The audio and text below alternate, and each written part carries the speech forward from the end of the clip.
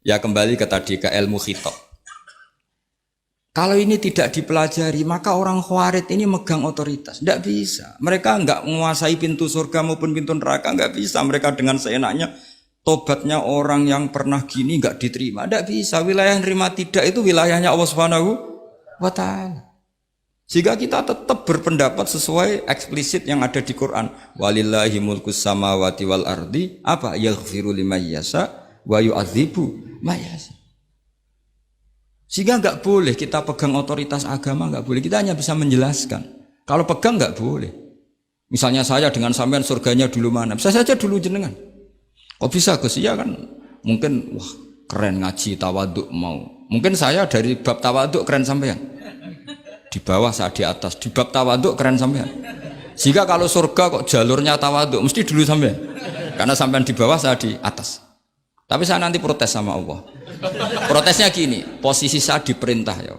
Gayanya mereka duduk di bawah, tapi merintahkan saya supaya mau mengajar. Jadi nggak ada sopan-sopannya karena mereka merintah ya. Ya terutama di PPI ya, Pak. Oh itu nggak sopan sekali karena merintah. Sehingga kalau yang dipandang makanya masyhur itu kan. Ada wali itu yang satu jadi wali karena sholat di shaf awal. Keren kan, shaf awal fadilahnya utamanya kan luar biasa. Yang satu kalau sholat itu di belakang terus, tapi juga jadi wali. Yang depan agak protes, ya Allah kenapa ini jadi wali padahal sholatnya di belakang. Jawabannya lucu yang di belakang. Kenapa? Saya itu malu. Saya ini masih banyak dosa, banyak salah kok di depan. Kok kayak suci sendiri aja. Jadi kalau kamu sowan sama praja atau sama kiai, yang paling depan itu kan yang kepedean. Dia milih yang belakang, jadi sopan aja, agak terlalu dekat gitu. Orang itu tidak pernah tahu. Kadang-kadang Allah itu kita tidak pernah tahu. Andai kan boleh dibahasakan, kita tidak pernah tahu cara berpikir Tuhan. Jadi Allah itu zat yang mau, ya itu tadi otoritasnya penuh. Makanya saya pernah cerita di mana-mana di kitab-kitab yang saya baca itu ada dua orang yang ahli neraka, sudah di neraka. Ini sekaligus ijazah, saya ulang lagi sekaligus ijazah, bisa dipraktekkan nanti itu. Setelah itu dua orang ini dipanggil ke surga sama Allah. Allah itu tanyanya ya aneh, enak di neraka, ya udah enak di neraka. Ya gak enak di neraka kok ditanya enak enggak ya gak enak. Ya sudah kembali lagi ke neraka, lari kencang-kencang, lari menuju neraka, lari. Sama Allah dipanggil lagi, loh kenapa kamu semangat? Ya Allah, saya ini kapok, saya ini trauma. Dulu ketika engkau perintah, saya ini lelet sekali. Disuruh sholat lelet, disuruh zakat lelet. Maka ini jenengan perintah saya semangat supaya nggak ngulang kesalahan yang sama. Akhirnya sama dipanggil, ya sudah di surga aja, di surga. Karena semangat lari menuju neraka. Maka ini ijazah nanti kalau di mahsyar ya, kamu dipanggil, ayo masuk neraka, harus apa? Semangat. Harus semangat. Oke Gusti, semangat itu. Lah repotnya kalau nggak dipanggil lagi. Akhirnya barokahnya semangat itu dia di surga. Kita tidak pernah tahu cara berpikir Tuhan. Nanti kan boleh dibahasakan seperti itu. Yang satu, ayo kembali lagi ke neraka. Tolah itu. Jalan noleh lagi. Sampai itu nggak semangat noleh lagi. Terus ditanya sama, kenapa kamu tolah gitu? Saya tidak pernah ngira ya Allah ketika engkau panggil di surga kemudian engkau kembalikan lagi ke neraka. Ya sudah kamu di surga saja. Barokahnya husnudzon.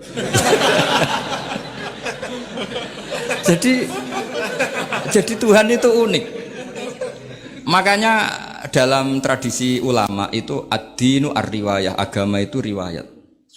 Sebagian diredaksikan inna hadzal ilma dinun fanzuru amman ta'khuduna dinakum. Agama ini, ilmu ini agama, maka lihat riwayatnya. Karena kita tidak pernah tahu cara berpikir Tuhan. Kita harus mengikuti riwayat yang diutarakan Rasulullah SAW. Karena kita tidak pernah tahu. Kayak tadi ada orang diinjek, kita mesti kan terprovokasi ingin bela yang sujud menyalahkan yang injek. Tapi ketika yang sujud mencatut nama Tuhan, Allah tidak akan memaafkan kamu.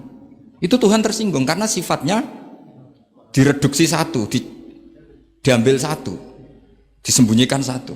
Loh ada kan dia begini mungkin malah Allah maklumi. Saya tidak akan maafkan kamu. Enggak apa-apa Allah, kan saya. Kan tidak mencatut namanya Allah. Selama hidup saya tidak akan maafkan kamu. Allah nggak akan tersinggung. Karena dia sebagai manusia tentu punya dendam, punya rasa mangkal, punya emosi. Tapi kalau ketika bilang Allah tidak akan maafkan kamu, berarti dia mencatut statusnya Allah. Dan Allah disifatkan hanya satu dari sifatnya Allah, yaitu hanya sifat menyiksa. Padahal Allah punya sifat memaafkan. Ini hati-hati bagi orang-orang soleh, orang-orang yang terlalu berpikir keras dalam Islam, nggak boleh seperti itu. Masyhur itu kan, ada satu perkampungan yang sering secara masif terstruktural mau menghabisi Nabi, yaitu namanya kampung Usoyyah, Ro'lan sama Dzakwan. 3 kampung ini sering koalisi mau menghabisi Nabi, sampai Nabi sering kunut nazilah, Allahumma an Ro'lan wa Dzakwan wa Usoyyat asad Allah wa Rasulah. Sering dipasutkan gitu. Tapi Allah malah menurunkan wahyu, Muhammad, kamu tidak boleh intervensi saya seperti itu. Bisa saja mereka dapat hidayah. Semenjak itu Nabi meninggalkan kunut nazilah. Terus dan sebagian ulama mengatakan itu awal diturunkannya ayat laisalaka minal amri syai'un au yatuba alaihim au yu'adzibahum. Jadi ini sekaligus lagi-lagi ini bab khitab. Jadi ya seperti kita punya, makanya orang itu tetap donga ya muqallibal qulub tsabbit qalbi ala dini, karena otoritas itu bagi yang punya. Maka kata malik, kata pemilik itu kunci dalam ilmu tauhid atau ilmu tafsir atau ilmu apa saja. Misalnya gini, saya punya rumah. Saya punya rumah yang ruangan depan itu ruang tamu, tentu dapat perlakuan khusus. Sering steril, sering bersih, bahkan dihias pakai bunga, pakai macam-macam. Ruangan tengah biasa. Ruangan belakang buat buangan sampah, buat WC, buat macam-macam. Sah apa enggak? Sah. Kenapa? Karena saya pemiliknya. Apa? Karena saya? Tapi kira-kira yang sedang di ruang tamu, tanah yang sedang di ruang tamu yang dimanjakan juga enggak boleh kumo luhur. Bisa saja suatu saat saya rubah pikiran, rumah saya tak balik dari menghadap utara ke selatan. Yang dulu WC jadi ruang tamu, yang ruang tamu jadi WC. Langsung perlakuannya rubah 180 apa derajat, jika 360 derajat. Nah itu yang di sini nih, kenapa orang soleh pun tetap takut sama Allah, karena Allah itu yaf'alu ma yasha, bisa melakukan apa saja. Sehingga tradisinya ulama ketika zaman ini sudah rusak seperti ini, ulama-ulama tidak ada yang khawatir, karena Allah mensifati dirinya Al-Hadi sebagai zat penunjuk. Coba kita sudah tidak ditungguin nabi, nggak ditungguin wali, nggak ditungguin orang-orang soleh dulu, tapi agama itu ya jalan sampai sekarang. Ada orang ngaji, ada orang sholat, ada orang zakat. Andaikan agama itu diserahkan manusia, sudah kita tidak bisa mempertahankan agama ini di zaman seperti ini. Tapi karena Allah itu Al-Hadi, zat yang memberi petunjuk, dan sifat Allah Ta'ala pasti tata'atsaru bi khalqih, pasti ada akibatnya di makhluk. Seperti Allah mensifati dirinya Ar-Razzaq, yang memberi rizki. Buat zaman buyut-buyut perang dijajah Belanda ya tetap makan, ya tetap kawin. Kadang istrinya banyak padahal zaman jajan Belanda. Kita enggak dijajah aja susah. Dulu itu babah kamu istrinya 1 atau 2? Buyut-buyut kamu banyak yang 2 padahal miskin. Karena Allah mensifati dirinya Ar-Razzaq. Mbok keadaan kayak apa orang tetap dapat rezeki. Begitu juga Allah mensifati dirinya Al-Hadi. Mbok keadaan dunia rusak kayak apa tetap ada yang dapat hidayah. Jadi kamu tidak usah khawatir terhadap agama ini, karena Allah mensifati dirinya apa? Al-Hadi, zat yang memberi petunjuk. Kayak apa Amerika, kayak apa Korea. Saya itu pernah di Korea, katanya negara ateis. Di sana TKI yang nyari uang, ternyata di sana itu bikin masjid. Coba kalau Allah menghendaki, di Korea ada masjid. Karena bikin masjid gak boleh, kalau nyewa boleh. Jadi Korea itu ada satu aturan kayak di Jepang, kayak di umumnya negara maju. Yang sudah fungsi sosial itu tetap sosial, gak boleh menambah yang baru. Jadi kalau dari gereja dibeli masjid boleh, tapi kalau tanah lapang dipakai masjid gak boleh karena ngurangi tanah. Tapi kalau dari gereja jadi masjid boleh, dari bar untuk masjid boleh, dari pantai asuhan jadi masjid boleh. Pokoknya yang fungsi sosial. Saya pernah ngaji di masjid itu, bawahnya bar, atasnya gereja, atasnya lagi masjid. Kadang ya balik masjid dulu, bar, baru gereja. Karena memang yang sudah kawasan sosial ya kawasan publik ya untuk publik. Kita tidak pernah mengira kalau di sana ada tauhid. Tapi Allah itu Al-Hadi, apa? Allah itu Al-Hadi. Sehingga ya delala ada orang Indonesia kerja di sana, terus nuraninya tersiksa kalau tidak ada tempat sujud. Akhirnya mereka urunan bikin masjid. Itu banyak yang santri saya sering ngaji saya. Ya saya ulang lagi ya. Jadi cara mikir khitab sama Allah gitu dulu ya. Enggak boleh kamu berpikir khawarid yang membatasi kekuasaan atau hidayatnya Allah Subhanahu wa ta'ala. Karena kita tidak pernah tahu. Sa'labah ngomong gitu itu masalah besar. Karena mengatakan kekasihnya Allah itu pemungli. Karena tadi, wah ini tidak zakat lagi tapi apa? Pungli. Ini apa? Pemerasan. Karena tadi jumlahnya sudah sekitar 4.000, zakatnya kan banyak sekali. Makanya saya mohon, saya model di UI itu setuju. Kalau zakatnya dimulai dari kecil lebih ringan. Misalnya kita gaji 1 juta, dipotong 25.000 kan ringan. Tapi kalau gaji kamu 1 miliar, kan mendingan untuk bayar supir buat yang jaga gudang kan mesti pikirannya sudah macam-macam daripada dipakai zakat. Ya, jadi diantara menganalisis Quran adalah apa? Dudukkan Allah sebagai malikul umur kulliha yang menguasai semua urusan. Tapi kalau kita apapun hebatnya hanya sebagai ulama, hanya sebagai mufti, hanya sebagai kiai itu tidak punya otoritas. Sehingga misalnya banyak kan, misalnya anak yang kita cintai, kita modali malah bangkrut, yang tidak kita modali malah kaya. Karena urusan tidak di tangan kita, tapi di tangan Allah Subhanahu wa ta'ala. Masjid juga gitu. Masjid yang dikelola secara sehat, ramai jamaahnya gini-gini, itu dikelola oleh manajemen. Ada masjid yang kelihatannya sepi, jamaahnya ya sedikit, tapi kadang-kadang diridhoni Allah. Kenapa? Karena masjid itu enggak menjadi problem sosial bagi komunitasnya. Saya beri contoh, masjid ramai tentu baik, enggak perlu saya ceritakan, karena masjid ramai itu ya mesti baik. Masjid yang banyak jamaahnya tentu baik, itu enggak usah dibicarakan. Tapi ada beberapa masjid yang sepi, tapi Allah itu suka. Kenapa? Karena lembaga agama itu enggak boleh mengganggu sistem sosial. Jadi kita tidak pernah tahu cara berpikir Nabi. Yaitu banyak kan sahabat habis sholat duhur ba'diyah di masjid, qobliyah di masjid. Apa kata Nabi?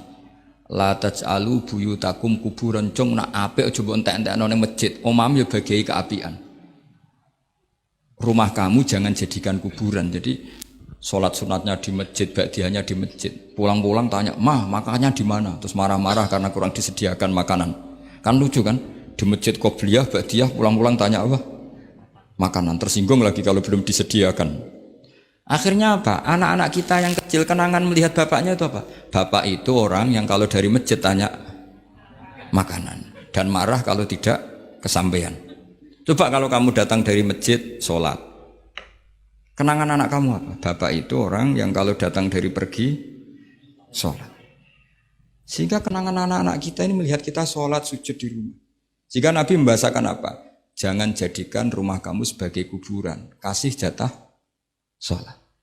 Sehingga ulama mengatakan jamaah itu paling baik itu di masjid untuk jamaah fardu. Untuk sholat sunat beberapa malah sebaiknya di rumah. Sehingga saya ini sebagai kiai ya sering bingung.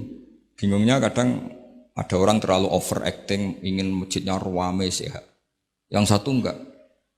Saya ini sering dipamiti, ya saya akhirnya bingung. Bingungnya ya barokahnya ngalim itu bingung. Kalau enggak ngalim malah enggak bingung. Karena ya sudah harus gitu. Sampai tak beritahu ya. Nabi awal ngendikan itu ju'ilat lanal ardu kulluha masjidan. Semua tanah Allah itu hakikatnya masjid. Apalagi ini rumah kita. Anak kita biar menyaksikan saat kita sujud, saat kita baca Quran, saat kita ngaji. Kalau semua ini di masjid, kemudian Anda di rumah taunya makanan, menuntut ngopi, menuntut kenangan di keluarga kita kurang baik. Makanya Nabi membahasakan apa? La taj'alu buyutakum kuburon. Jangan jadikan rumah kamu sebagai kuburan. Apalagi ada pepatah lagi, al-ummu madrasatul ula. Ibu adalah madrasah pertama. Coba kalau kita ngajarin Quran di rumah, ya tentu masjid ya tetap ada kegiatan, tapi jangan sampai mematikan rumah. Sehingga kita sebagai ulama itu ada masjid ramai ya seneng, ada masjid setengah ramai ya nggak apa-apa, asal efeknya menyebar ke masyarakat. Jadi ramainya masjid ya baik, tidak ramai kalau yang ramai ibadah di rumah-rumah juga baik. Maka dulu zaman Nabi Musa malah istilahnya waj'alu buyutakum qiblata wa aqimus sholat. Jadikan rumah kamu sebagai kiblat, sebagai tempat ibadah. Coba kenangannya Nabi kalau sholat malam itu di rumah apa di masjid? Di rumah. Sehingga Aisyah punya kenangan sampai hatta waromat kodamau, sehingga kakinya Nabi bengkak. Dan Nabi alami saja. Kamu kira Nabi sholat punya kayak anak-anak sekarang kan yang ada ruang sholat. Ternyata hanya dipasang sajadah sama tasbih, nggak pernah dipakai. Kalau Nabi enggak, yang dipakai Sayyidah Aisyah itu ya tempat sholat. Sehingga kata Aisyah, Nabi itu sholat di tempat tidur saya. Kalau Nabi sedang berdiri, kakiku tak selonjorkan. Kalau Nabi sujud, kakiku tak ingkretkan. Ya di tempat Sayyidah Aisyah tidur itu. Nabi sholat. Pas berdiri kan berdirinya Nabi lama, Aisyah selonjor. Pas Nabi mau sujud, kakinya diingkretkan. Segampang itu Nabi. Akhirnya apa? Kenangannya Aisyah sebagai istri itu doa-doa tahajud, doa-doa. Coba kalau Nabi tahajudnya di masjid, Sayyidah Aisyah tidak punya kenangan doa-doa apa? Tahajud. Sehingga kita harus ngikuti ngaji. Sehingga kalau nuruti teori ya, sholat itu ibadah. Sebaiknya kalau ibadah ya di tempat ibadah. Tidak seperti itu cara pandang. Kata Nabi, semua buminya Allah adalah saksi kita ketika ketemu Allah. Semakin saksi itu banyak, maka semakin baik. Maka kalau sholat sunat, kesunatannya itu pindah-pindah tempat. Tapi ya jangan terlalu habis di sini terus pakai mobil ke sana gitu. Iya, kalau pas di perempatan ada orang cantik nggak jadi diterusin nanti. Tapi ini sama saya cerita ya. Jadi di antara mengkaji Quran itu mengkaji cara Allah membuat khitab. Dan yang kunci semua adalah Allah adalah zat sing otoritatif malikul umurikul